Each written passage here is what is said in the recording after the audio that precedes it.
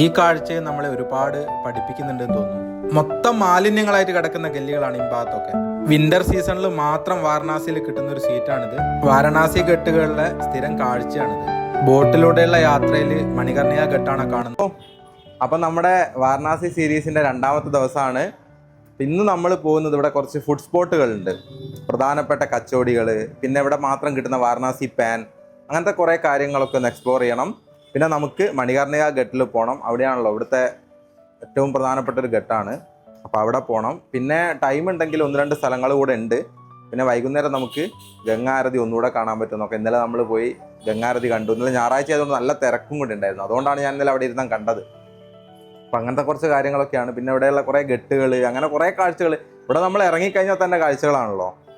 പിന്നെ നമ്മൾ ടെമ്പിളിൽ പോകുന്നത് നാളെയാണ്. നാളെ നമുക്ക് രാവിലെ ഇറങ്ങിയിട്ട് അസീഘട്ടിൽ രാവിലെ 5 മണിക്കുള്ള ആരതിയും കാര്യങ്ങളൊക്കെ ഉണ്ട്. പറ്റുവാണെങ്കിൽ രാവിലെ നമുക്ക് ഗംഗയിൽ കൂടി ഒരു ബോട്ട് റൈഡൊക്കെ നാളെ ചെയ്യാം. നാളെ കുറച്ച് ഫുഡ് സ്പോട്ട് നാളെയും പോകുന്നുണ്ട്. അങ്ങനെയൊക്കെയാണ് പ്ലാൻ ഉള്ളത്. എന്തായാലും ഇപ്പോൾ ഇവിടെ എണീക്കുമ്പോൾ രാവിലെ നല്ല തണുപ്പായതുകൊണ്ട് കുറച്ച് ലേറ്റ് ആയിട്ട്, എപ്പോഴും സമയം 9 മണിയൊക്കെ കഴിഞ്ഞ്. നാളെ നമ്മൾ എന്തായാലും നേരത്തെ എണീച്ച് പോകും. അപ്പോൾ നമുക്ക് ഇന്നത്തെ കാഴ്ചകളിലേക്ക് അങ്ങ് പോവാം. ഞാനിത് അവിടെ നിന്ന് ഇറങ്ങി ഒന്നും റാപ്പിഡ് എടുത്തോ. അപ്പോൾ എനിക്ക് ഇന്നലെ ഫുള്ള് നടന്ന് പൊടിയൊക്കെ അടിച്ചിട്ട് മൊത്തം ഒരു പ്രശ്നം. അതുകൊണ്ട് ഇന്ന് ഇന്നലെ മാസ്ക് ഇട്ടിരുന്നു.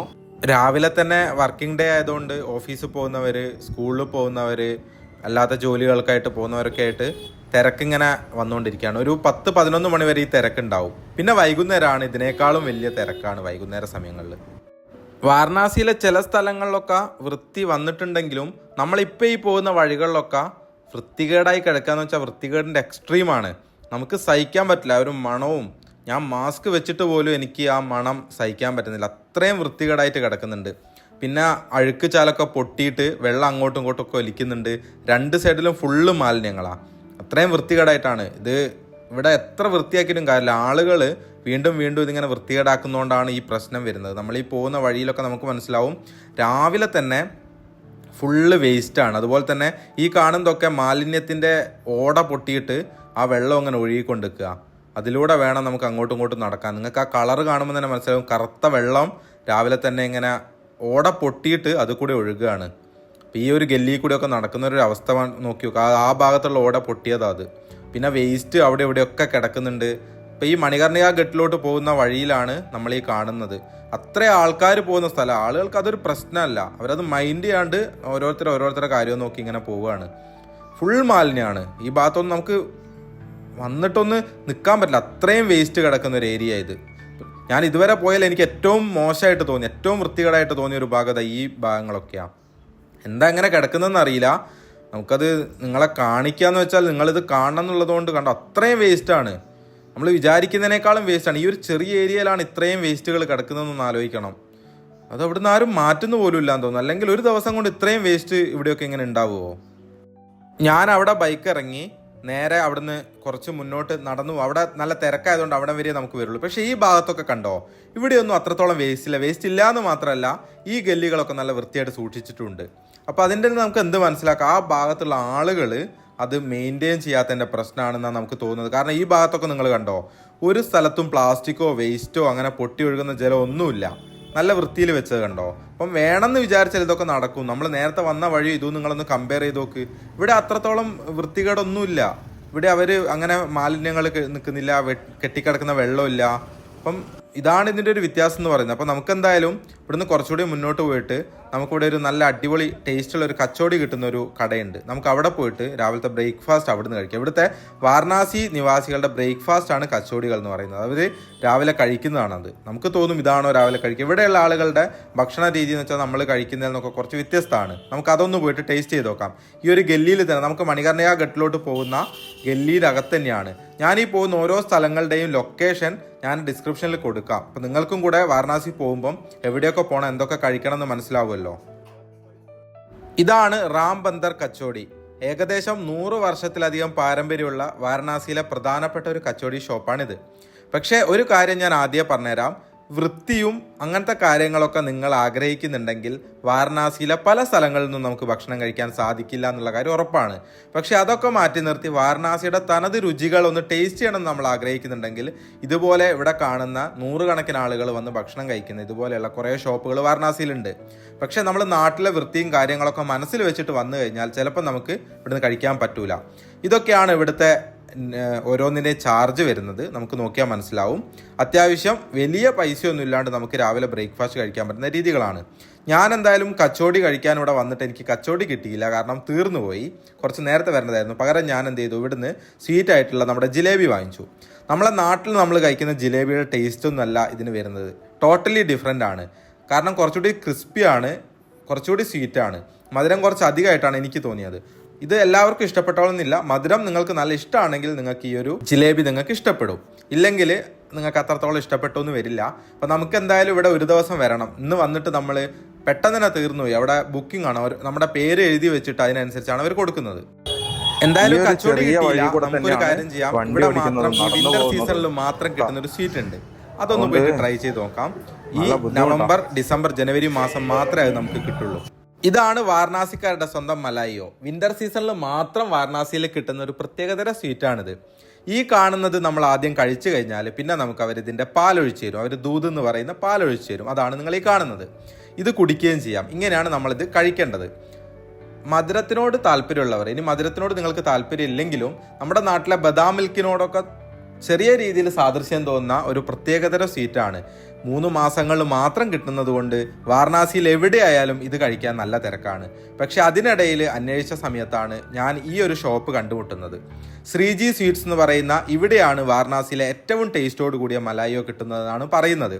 അതുകൊണ്ടാണ് മറ്റുള്ള എല്ലാ ഇടങ്ങളിലുള്ളതിനേക്കാളും തിരക്കാണ് ഇവിടെ നമ്മൾ വന്നു കഴിഞ്ഞാൽ. അതും പെട്ടെന്ന് സംഭവം തീർന്നു പോവുകയും ചെയ്യും. ഇവിടെ നിന്ന് നമുക്ക് ഗംഗയുടെ ഗെട്ടുകളിലോട്ട് ഈ സ്റ്റെപ്പുകൾ ഇറങ്ങി വരുന്ന ഭാഗത്ത് തന്നെ ചെറിയൊരു ക്ഷേത്രം കൂടെ നമുക്ക് കാണാം. ഈ സ്റ്റെപ്പുകൾ നമ്മൾ നേരെ ഇറങ്ങിക്കഴിഞ്ഞാൽ ഗംഗയുടെ ഗെട്ടുകളിലേക്കാണ് നമ്മൾ എത്തുന്നത്. അവിടുന്ന് നമുക്ക് ബ്രഹ്മഘട്ടിന്റെ ഭാഗത്തോട്ട് പോയി കഴിഞ്ഞാൽ ഫോട്ടോസൊക്കെ എടുക്കാൻ പറ്റിയ മനോഹരമായ കുറെ ചിത്രങ്ങളൊക്കെ അവിടെ ഉണ്ടെന്നാണ് കേട്ടത്. നമുക്ക് അവിടെ പോയിട്ട് ചിത്രങ്ങൾ എന്തൊക്കെയാണ് എങ്ങനെയൊക്കെയാണെന്നൊന്ന് നോക്കിയിട്ട് വരാം.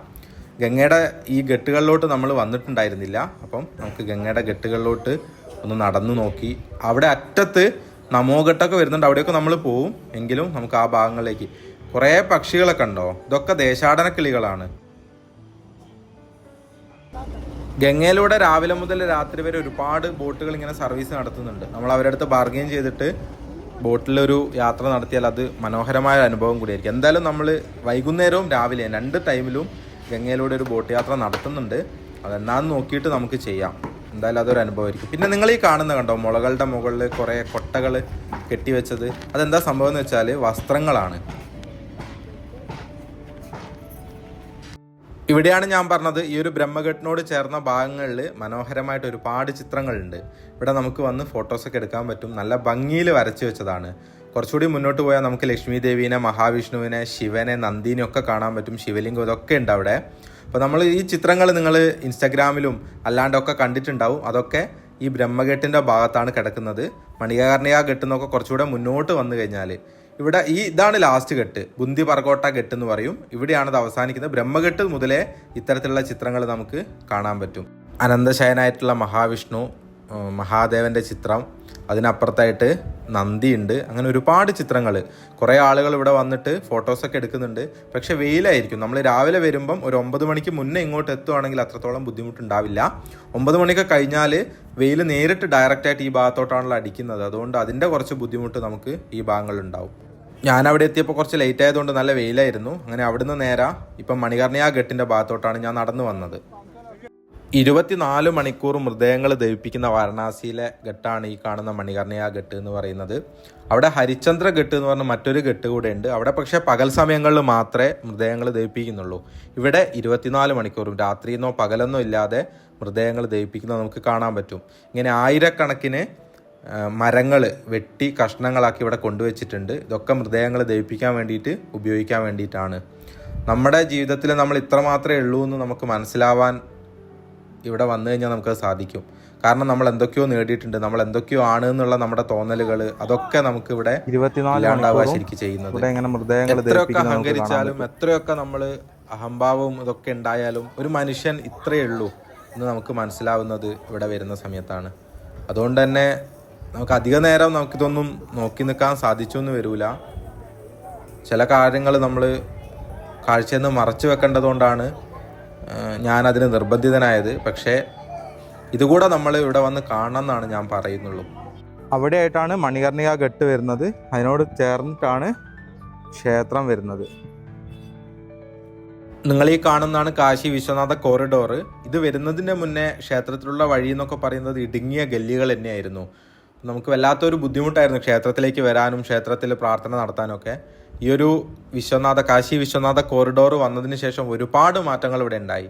ഇപ്പോൾ ഇത്ര മനോഹരമായ ഇത്രയും സൗകര്യത്തോടു കൂടി നമുക്ക് ക്ഷേത്രത്തിലോട്ട് പോകാനുള്ള എല്ലാ സൗകര്യവും ഇവിടെ കിട്ടുന്നുണ്ട്. ബാങ്ക് സൗകര്യമുണ്ട്, ഭക്ഷണമുണ്ട്, ഷോപ്പുകളുണ്ട്. ഈ കാണുന്നത് ഉച്ച സമയത്തും അവിടെ കാശി വിശ്വനാഥനെ കാണാൻ വേണ്ടിയിട്ടുള്ള ക്യൂ ആണ്. 4 ഗേറ്റുകളിലും ആളുകളെ അകത്തോട്ട് കടത്തി വിടുന്നുണ്ട്. ഇത് ഗേറ്റ് നമ്പർ 1 ആണ്. ഇവിടെയാണ് പ്രധാനപ്പെട്ട ഗംഗയിലോട്ടുള്ള ഘട്ട് വരുന്ന കാശി വിശ്വനാഥ കോറിഡോറിൻ്റെ ഭാഗമാണ് ഇവിടെ. അതുകൊണ്ട് തന്നെ ഈ ഭാഗത്ത് നല്ല തിരക്കായിരിക്കും എപ്പോഴും. ഇന്ന് പ്രത്യേകിച്ച് നല്ല തിരക്കുണ്ട് തോന്നുന്നു. ഇത്രമാത്രം ലൈൻ ഉണ്ട് ഇവിടെ. അതുകൊണ്ട് നിങ്ങൾ കാശിയിൽ വരുന്ന സമയത്ത് ഓൺലൈനായിട്ട് സുഖം ദർശൻ ബുക്ക് ചെയ്തിട്ട് വരുന്നതായിരിക്കും നല്ലത്. കാശി വിശ്വനാഥൻ എന്ന് അടിച്ചു കഴിഞ്ഞാൽ, അല്ലെങ്കിൽ കാശി വിശ്വനാഥ ടെമ്പിളിന് അടിച്ചു കഴിഞ്ഞാൽ നമുക്ക് ആ ഒരു സൈറ്റ് കിട്ടും. അതിൽ നമുക്ക് സുഖം ദർശൻ എന്ന് പറഞ്ഞിട്ട് ബുക്ക് ചെയ്യാൻ പറ്റും. അപ്പോൾ അവർ ഡേറ്റും ടൈമും കൊടുത്ത് സ്ലോട്ട് അവൈലബിലിറ്റി ഉണ്ടെങ്കിൽ നമുക്കതിൽ ബുക്ക് ചെയ്യാം. അതായിരിക്കും നല്ലത്. ഇല്ലെങ്കിൽ ഇവിടെ വന്നാൽ നല്ല തിരക്കായിരിക്കും. അകത്ത് നമുക്ക് കാശി വിശ്വനാഥ ക്ഷേത്രം കാണാം. അതിൻ്റെ ശ്രീകോവിൽ വരുന്ന ഭാഗത്ത് സ്വർണം കൊണ്ട് അതിൻ്റെ ശ്രീകോവിൽ പൂശിയ ആ ഭാഗം നമുക്ക് കാണാൻ പറ്റും. സ്വർണ്ണപ്പാളികൾ കൊണ്ട് ഇത്ര മനോഹരമായൊരു ക്ഷേത്രം കൂടിയാണ്. പിന്നെ മറ്റ് ചില കാര്യങ്ങളുണ്ട്, അതിലേക്ക് ഞാൻ കടക്കുന്നില്ല. കാരണം നമ്മൾ കോൺട്രവേഴ്ഷ്യലായിട്ടുള്ള കാര്യങ്ങളിലോട്ട് പോകണ്ടെന്നുള്ളതുകൊണ്ട് പുറത്ത് നമുക്ക് 2 ചെറിയ ക്ഷേത്രങ്ങളുണ്ട്. അവിടെ ഒരു ഭാരത് മാതയുടെ ഒരു സ്റ്റാച്യു കാണാൻ പറ്റും. തൊട്ടിപ്പുറത്തായിട്ട് ഇന്ന് നമ്മൾ ഈ കാണുന്നതല്ലല്ലോ യഥാർത്ഥ ക്ഷേത്രം എന്ന് പറയുന്നത്. ഇപ്പം ഈ കാണുന്ന ക്ഷേത്രം നിർമ്മിച്ച അഹല്യാബായിയുടെ ഒരു സ്റ്റാച്യു കൂടെ അവിടെയുണ്ട്. ഇതൊക്കെയാണ് നമ്മൾ ഈ വിശ്വനാഥ കോറിഡോർ കയറി വരുമ്പോൾ. പിന്നെ താഴെയായിട്ട് ശങ്കരാചാര്യ സ്വാമിയുടെ ഒരു സ്റ്റാച്യു ഉണ്ട്. പിന്നെ നമുക്കിവിടെ ഒരു റെസ്റ്റോറൻറ്റ് കൂടി ഉണ്ട്. ആ റെസ്റ്റോറൻറ്റ് എന്ന് പറയുന്നത് അത്യാവശ്യം റേറ്റൊക്കെ കൂടുതലാണെങ്കിലും നമുക്ക് നല്ല വൃത്തിയോടുകൂടി ഇവിടെ ഈ വിശ്വനാഥ കോറിഡോറിൻ്റെ ഉള്ളിൽ തന്നെ ഇരുന്ന് ഭക്ഷണം കഴിക്കാനുള്ള സൗകര്യം കൂടെ അവിടെ കിട്ടും. ഇവിടെ ക്ഷേത്രത്തിനോട് ചേർന്ന് തന്നെ ആയതുകൊണ്ടായിരിക്കണം നല്ല വൃത്തിയും കാര്യങ്ങളൊക്കെ അവിടെ. വൃത്തിയുടെ കാര്യത്തിലൊന്നും ഒരു പ്രശ്നമില്ല. ഞാൻ മസാല ദോശയാണ് ഓർഡർ ചെയ്തത്. ഇവിടെ ഉടുപ്പി എക്സ്പ്രസ്, ഉടുപ്പി സ്റ്റൈലിലുള്ള. പിന്നെ ഇവിടെ നമുക്ക് സ്വീറ്റ്സും കാര്യങ്ങളൊക്കെ ഉണ്ട്. അതുപോലെ തന്നെ കുറേ ഐറ്റംസ് ഉണ്ട്. എല്ലാത്തിൻ്റെ ഡീറ്റെയിൽസ് അവിടെ വിലയും കാര്യങ്ങളൊക്കെ ഇവിടെ കൊടുത്തിട്ടുണ്ട്. ഈ ഒരു ക്ഷേത്രത്തിനോട് ചേർന്ന് നമ്മൾ കയറി വരുന്ന ഭാഗത്ത് തന്നെയാണ് ഈ ഒരു റെസ്റ്റോറൻറ്റ്.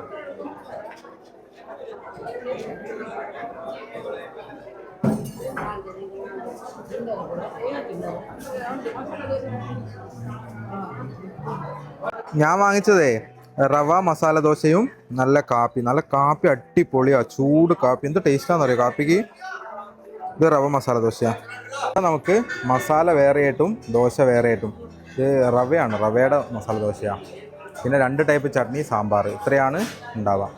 കുറച്ചു നേരം അവിടെ ക്ഷേത്രത്തിൻ്റെ അവിടെ ഇരുന്നു. അതിനുശേഷം നമ്മൾ ഇനിയിപ്പം പോകുന്ന ദശാശ്വമേധ ഘട്ടിലോട്ടാണ്. നമുക്ക് അവിടെ പോയിട്ട് കുറച്ചു നേരം അവിടെ സ്പെൻഡ് ചെയ്യാം.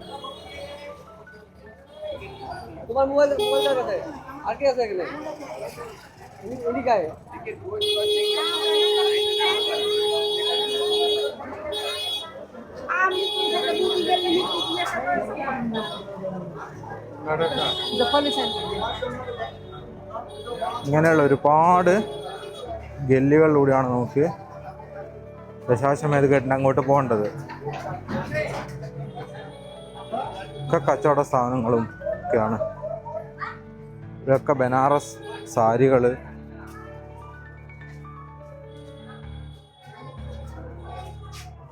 നമ്മൾ ഈ ഒരു ഗല്ലിയിലൂടെ വന്നിട്ട് നേരെ ദശാശ്വമേധ ഘട്ടിലോട്ട് ഇറങ്ങിപ്പോകുന്ന ഒരു ഭാഗത്താണ് വന്നത്.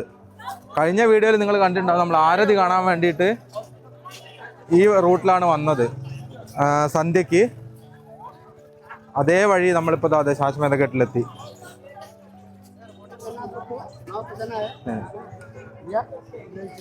ഇവിടെ നമുക്ക് മറ്റേ കേബിൾ കാർ വരുന്നുണ്ട് വാരണാസിയിൽ. ഞാൻ ഇന്നലെ കഴിഞ്ഞ വീഡിയോയിൽ പറഞ്ഞിരുന്നു. അതിൻ്റെ ഒരു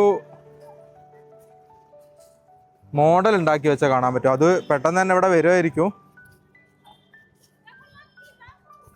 ഈ കാണുന്നതാണ് ദശാശ്വമേധ ഘട്ട്. ഇവിടുത്തെ പ്രധാനപ്പെട്ട ഘട്ടുകളാണ്. അസി ഘട്ട്, മണികർണിക ഘട്ട്, ദശാശ്വമേധ ഘട്ട്. ഇതിൻ്റെ ഇടയിലായിട്ട് നമ്മുടെ കാശി വിശ്വനാഥ ക്ഷേത്രത്തിൻ്റെ കോറിഡോറ്.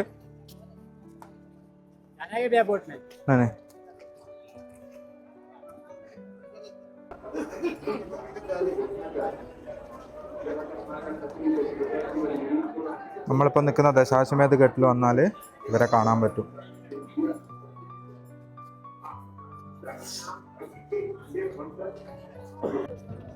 നിങ്ങളവിടെ ഗംഗയിൽ കാണുന്ന പക്ഷികൾ കണ്ടോ? ആ പക്ഷിയൊക്കെ ഒരു പ്രത്യേകതയുണ്ട്. അതെന്താ നമുക്ക് ഇവിടെ ഉള്ള ഒരാളെടുത്ത് തന്നെ ചോദിച്ചു നോക്കാം. ഇത് പറഞ്ഞുതരാം. नमस्ते, मेरा नाम आशीष कुमार पांडे है। मैं पांडे साड़ी फैक्ट्री का प्रोप्राइटर हूँ। ये जो पक्षियाँ हैं ये प्रतिवर्ष साइबेरिया से आते हैं।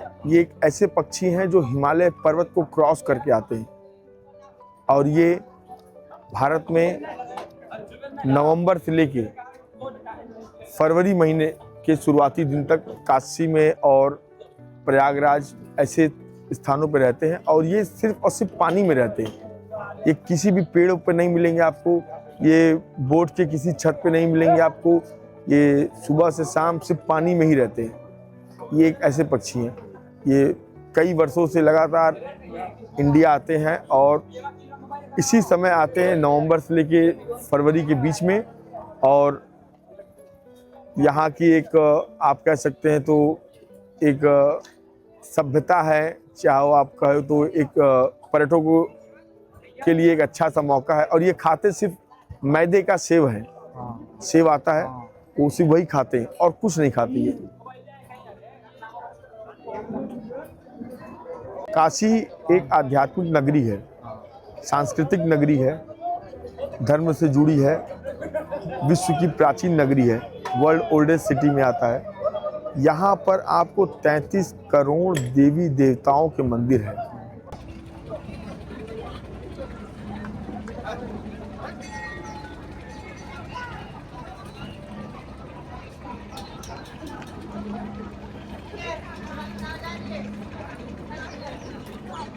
പിന്നിലായിട്ട് നിങ്ങൾക്ക് ദശാശ്വമേധ ഘട്ട് കാണാം.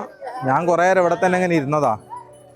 അവിടെ ഗംഗയിലോട്ട് നോക്കിയിട്ട് ഒരു വല്ലാത്ത ഫീലാണ് ഇവിടെ ഇങ്ങനെ ഇരിക്കുമ്പം. അത് കഴിഞ്ഞിട്ട് നേരെ ഇപ്പുറം വന്ന ഇതാണ് രാജേന്ദ്ര പ്രസാദ് ഘട്ട്. അവിടെ ദശാശ്വമേധ ഘട്ട തൊട്ടടുത്തായിട്ട്. ഇനി ഞാൻ വിചാരിക്കുന്നത് ഇവിടെ ഒരു നേപ്പാളി ടെമ്പിൾ ഉണ്ട്. അതായത് നേപ്പാളിലെ പശുപനാഥ ക്ഷേത്രമില്ലേ, അതിൻ്റെ അതേ മാതൃകയിൽ ഇവിടെ ഒരു ടെമ്പിൾ ഉണ്ട്. അവിടെ ഒന്ന് പോയാലോ എന്നുണ്ട്.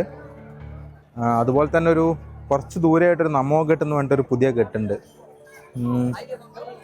സാരാനാഥിൽ പോകണമെന്നുണ്ടായിരുന്നു. സാരാനാഥിൽ അപ്പോൾ ഞാൻ വിചാരിക്കുന്നത് ഇനി നാളെ പോകാമെന്ന്. കാരണം രാവിലെ പോയിട്ട് സാരാനാഥും അതുപോലെ തന്നെ ഇവിടെ പുതിയൊരു ക്ഷേത്രം കൂടെ വന്നിട്ടുണ്ട്. ഇവിടുന്ന് കുറച്ച് ദൂരെയായിട്ട്. അത് രണ്ടും അടുത്തടുത്താണ്. അപ്പോൾ അത് രണ്ടും നാളെ പോകാമെന്നാ. നാളെ രാവിലെ നമ്മൾ അസീഘട്ടിൽ പോവും. അവിടുത്തെ ആരതി കാണും. രാവിലെ ഒരു 4 മണിക്ക് ഇറങ്ങണം. എന്നിട്ട് ക്ഷേത്രത്തിൽ പോകാനുണ്ട്. അങ്ങനെ നാളെ കുറച്ച് പരിപാടികൾ ഉണ്ട്. ഇവിടെ മൊത്തം ബോട്ടുകളൊക്കെ ആയിട്ട്.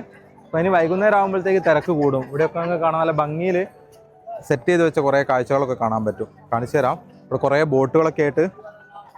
ഇതാണ് രാജേന്ദ്ര പ്രസാദ് ഘട്ട് വരുന്നത്. ഇത് വെള്ളത്തിൻ്റെ ടാങ്കാണ്. അപ്പം അതിൻ്റെ മുകളിലൊക്കെ നമ്മുടെ ആരതിയുടെ പിക്ചർ കാണാൻ പറ്റും. അപ്പം അവിടെയാണ് ദശാശ്വമേധ ഘട്ടൊക്കെ വരുന്നത്. ഇപ്പോൾ ഒന്ന് ബോട്ടിൽ കയറിയാലോ? രാവിലെ നമുക്ക് എന്തായാലും ഒന്ന് പോവാം. വൈകുന്നേരം കൂടി ഒന്ന് പോയാലോ? ഇവിടെ എന്തായാലും സമയമുണ്ട്. അപ്പോൾ ഞാൻ വിചാരിക്കുന്ന ഒന്ന് ബോട്ടിൽ കയറിയിട്ട് ഈ സമയം ഇപ്പം അത്യാവശ്യം വെയിലൊക്കെ കുറഞ്ഞിട്ടുണ്ട്. 3:30. ഇവിടെ നേരത്തെ ഇരുടാവുമല്ലോ. അപ്പം നമുക്കൊന്ന് ബോട്ടിൽ കയറിയിട്ട് എന്താ അവസ്ഥ എന്ന് നോക്കാം. അതൊന്ന് കാണണമല്ലോ. ബോട്ടിലേക്ക് കയറി ബോട്ടിലുള്ളത് നമുക്ക് ബോട്ടിൽ പോയിട്ട് വൈകുന്നേരം ഈ സമയത്ത് പോയിട്ടൊന്ന് കാണാം. എങ്ങനെ ഉണ്ടെന്ന് നോക്കാമല്ലോ. തണുപ്പുകൊണ്ട് ചുണ്ടിങ്ങനെ വെണ്ട് കയറിയിട്ട് ചെറിയ പെയിൻ ഉണ്ട്. എൻ്റെ അടുത്ത് ലിപ് ബാം എടുക്കാൻ മറന്നുപോയി. ഒക്കെ മറവിയാ. കണ്ണട മറന്നു, ലിപ് ബാം മറന്നു.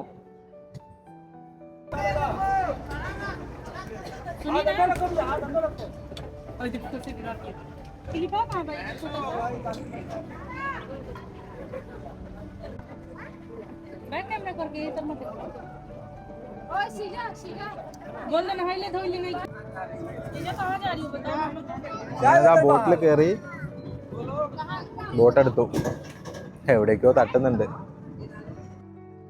നമ്മളെന്തായാലും ഗംഗയിലൂടെ കുറച്ചു നേരം യാത്ര ചെയ്യാൻ പോവാണ്. ആ സമയത്ത് കുറച്ച് കാര്യങ്ങൾ എന്തായാലും പറയാമല്ലോ. വാരണാസിക്ക് ആ ഒരു പേര് വന്നത് എങ്ങനെയാണെന്ന് നിങ്ങൾക്കറിയോ? 2 നദികളാണ് കേട്ടോ, വരുണ എന്നും അസി എന്നും. നമ്മുടെ അസീഘട്ടിനോട് ചേർന്ന് ഇപ്പം വളരെ ചെറിയൊരു അരുവി പോലെ ഒഴുകുന്ന അസി എന്ന് പറയുന്നൊരു നദിയും, വരുണ എന്ന് പറയുന്ന, അതായത് വാരണാസിയുടെ വടക്ക് ഭാഗത്തായിട്ട് വടക്കൻ വാരണാസി കൂടി ഒഴുകുന്ന വരുണ എന്ന് പറയുന്നൊരു നദിയും, ഈ 2 നദികളുടെയും പേര് ചേർത്തിട്ടാണ് വാരണാസിക്ക് ഇങ്ങനെ ഒരു പേര് കിട്ടുന്നത്. വരുണ അസി, അങ്ങനെയാണ് വാരണാസി ഉണ്ടാവുന്നത്.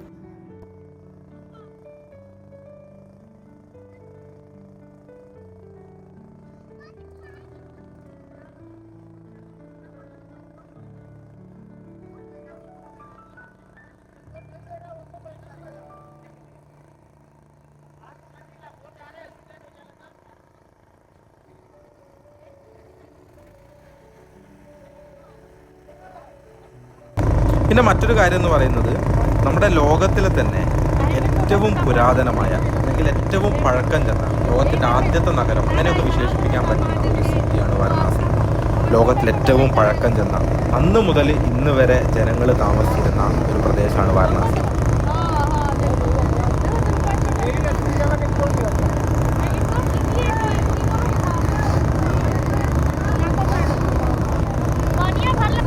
ഇനി കാശി എന്നുള്ള പേരാണ് നമ്മൾ ചിന്തിക്കുന്നതെങ്കിൽ, സംസ്കൃതത്തിൽ പ്രകാശിക്കുക എന്നർത്ഥം വരുന്ന കസി എന്ന് പറയുന്ന വാക്കിൽ നിന്നാണ് കാശി ഉണ്ടാവുന്നത്. അതുകൊണ്ട് തന്നെ വാരണാസിനെ പ്രകാശത്തിൻ്റെ നഗരം എന്നൊക്കെ വിളിക്കുന്നുണ്ട്.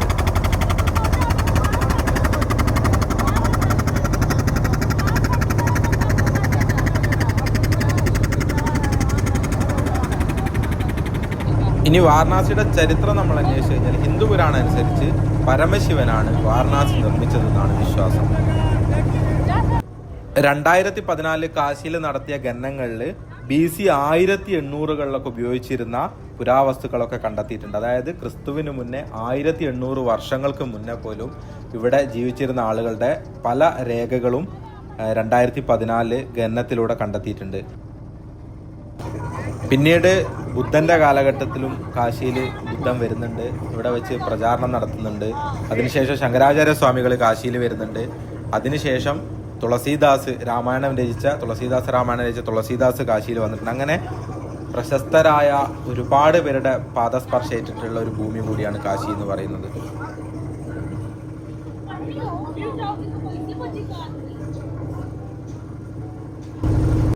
ഇത്ര പ്രസിദ്ധിയും പാരമ്പര്യമൊക്കെയുള്ള കാശി ആദ്യമായിട്ടൊരു ആക്രമണം നേരിടുന്നത് 1033 മഹൂദ് ഗസ്നിയുടെ കാലത്താണ്. ഗസ്നിയാണ് ആദ്യമായിട്ട് വാരണാസിനെ ആക്രമിക്കുന്നത്. അന്ന് ആക്രമിച്ച അദ്ദേഹം ഇവിടുന്ന് സ്വർണം, വെള്ളി, ആഭരണങ്ങൾ, സുഗന്ധദ്രവ്യങ്ങളൊക്കെ കൊള്ളയടിച്ചിട്ടുണ്ട്.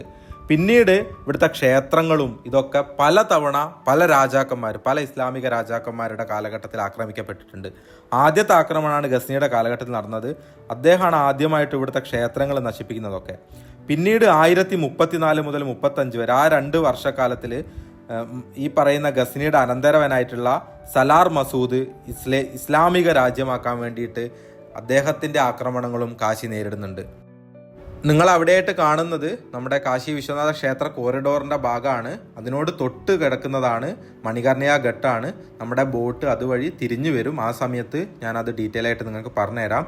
ഇപ്പം നമ്മൾ ഈ ഭാഗത്തൂടെയാണ് പോകുന്നത്. അവിടെ നിങ്ങൾക്ക് കാണാം, മൃതദേഹങ്ങൾ ദഹിപ്പിച്ചുകൊണ്ടിരിക്കുന്നത് കാണാൻ പറ്റും. 24 മണിക്കൂറും മൃതദേഹങ്ങൾ അവിടെ ഇങ്ങനെ കത്തിക്കൊണ്ടിരിക്കുകയാണ്. സ്വപ്നങ്ങൾ, ആഗ്രഹങ്ങൾ ഇതൊക്കെ അവിടെ ഇങ്ങനെ പൂർത്തിയാവുന്ന കാഴ്ച നമുക്ക് കാണാൻ പറ്റും. പൂർത്തിയാവാമെന്ന് ഞാൻ ഉദ്ദേശിച്ചത്, നമുക്ക് എന്തൊക്കെയോ നേടാനുണ്ട്, ഇതൊക്കെ ചിന്തിച്ച് ജീവിക്കുന്ന മനുഷ്യൻ എത്രമാത്രം ദുർബലനാണെന്ന് നമുക്ക് മനസ്സിലാക്കി തരുന്ന പല കാര്യങ്ങളും കാശിയിൽ വന്നു കഴിഞ്ഞാൽ നമുക്ക് കാണാൻ പറ്റും. അതൊക്കെ തന്നെയാണ് ഈ പറയുന്ന വൃത്തികേടുകൾക്കിടയിലും ഈ ബുദ്ധിമുട്ടുകൾക്കിടയിലൊക്കെ കാശീനെ ഏറ്റവും ശ്രേഷ്ഠമാക്കി നിർത്തുന്നതെന്നാണ് ഞാൻ വിചാരിക്കുന്നത്.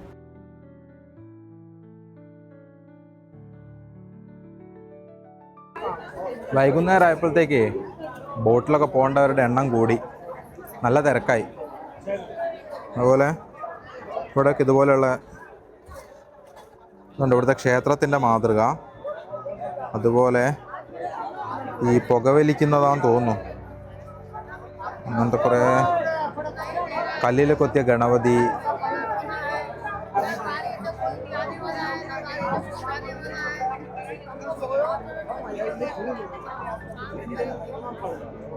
നമുക്കിനി അങ്ങോട്ടേക്ക് പോവാം. അവിടെ ഞാൻ പറഞ്ഞ നേപ്പാളി ടെമ്പിളില്ല, ആ ഭാഗത്തേക്ക്. നമുക്ക് ഇവിടുന്ന് നേപ്പാളി ടെമ്പിളിൻ്റെ അവിടെ പോയിട്ട് അതൊന്ന് കണ്ടിട്ട് വരാം. എന്നിട്ട് ഇവിടെ ആരതി ഉണ്ട്. മണികർണിക ഘട്ടിൽ രാത്രി പോകണമെന്നുണ്ട്. പോകുന്ന വഴി നമ്മൾ ഇന്നലെ ആരതി കണ്ടിട്ടുണ്ട്. പോകുന്ന വഴിയിൽ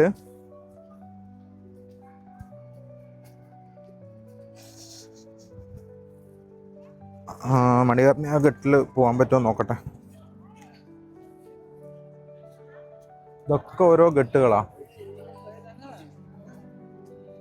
ഇതൊക്കെ ചെറുതും വലുതായിട്ടുള്ള ഒരുപാട് ബോട്ടുകൾ. ഓ, ഇവിടുന്ന് ഇനി അപ്പുറം പോണെങ്കിൽ പണിപാളി. ഇവിടെ വെള്ളം കയറിയിട്ട് ഇനി പോകണമെങ്കിൽ വെള്ളത്തിൽ കൂടി പോകണം, അല്ലെങ്കിൽ മുകളിൽ കയറിയിട്ട് അതിലെ പോകണം. നോക്കാം. ഇവിടെ ഗംഗയുടെ തീരത്തൂടെ നടക്കുന്ന സമയത്ത് ഞാൻ കണ്ട ഒരു കാഴ്ചയാണ്. അതിമനോഹരമായിട്ട് ചിത്രങ്ങൾ വരയ്ക്കുന്ന ഒരാൾ. ഇവിടെ ഗംഗയുടെ തീരത്തിരുന്നിട്ട് ഈ കാണുന്ന പുള്ളി വരച്ച ചിത്രങ്ങളാണ് ഇതൊക്കെ. രോഹിത് എന്നാണ് ആളുടെ പേര്. ആളുടെ ഇൻസ്റ്റാഗ്രാം ഡീറ്റെയിൽസ് ഒക്കെ അവിടെ കൊടുത്തിട്ടുണ്ട്. നമുക്ക് വേണമെങ്കിൽ ഈ ചിത്രങ്ങൾ ഇവിടെ വന്നു കഴിഞ്ഞാൽ വാങ്ങിക്കാനൊക്കെ പറ്റും. പുള്ളി എപ്പോഴും ഇവിടെ ഉണ്ടാവുമെന്ന് എനിക്ക് അറിയില്ല. അതിമനോഹരം എന്ന് വെച്ചാൽ അതിമനോഹരം. ചെറിയ ചിത്രങ്ങൾ മുതൽ വലിയ ചിത്രങ്ങൾ, ഇത് മുഴുവൻ പുള്ളി ഇവിടെ ഇരുന്ന് വരച്ചതാണ്. അത്ര മനോഹരമായിട്ട് ആ പുള്ളി ഇതാ പുതിയൊരു ചിത്രം അവിടെ വരച്ചുകൊണ്ടിരിക്കുകയാണ്.